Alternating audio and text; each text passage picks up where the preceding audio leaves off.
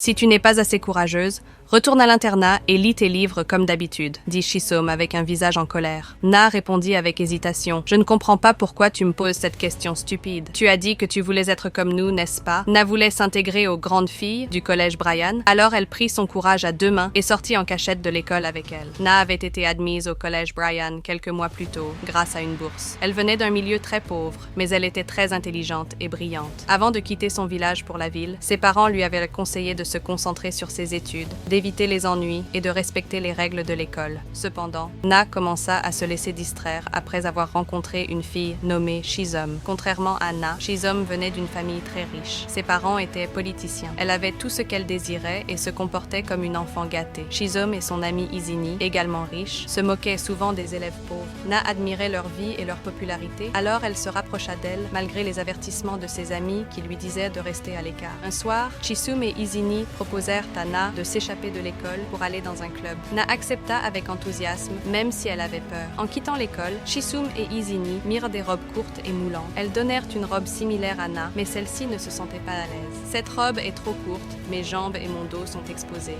dit-elle. Chisom répondit « Si tu ne veux pas la porter, retourne à l'internat. Tu veux aller au club habillée comme une vieille femme ?» Na, intimidée, céda et mit la robe. Une voiture de luxe vint les chercher et elles partirent pour le club. Là-bas, Na était mal à l'aise en voyant des gens fumer et des filles dans des positions compromettantes avec des hommes. À l'intérieur, Chisom et Izini s'éloignèrent avec des garçons, laissant Na seule. Un homme séduisant s'approcha d'elle et tenta de la séduire, mais Na resta distante.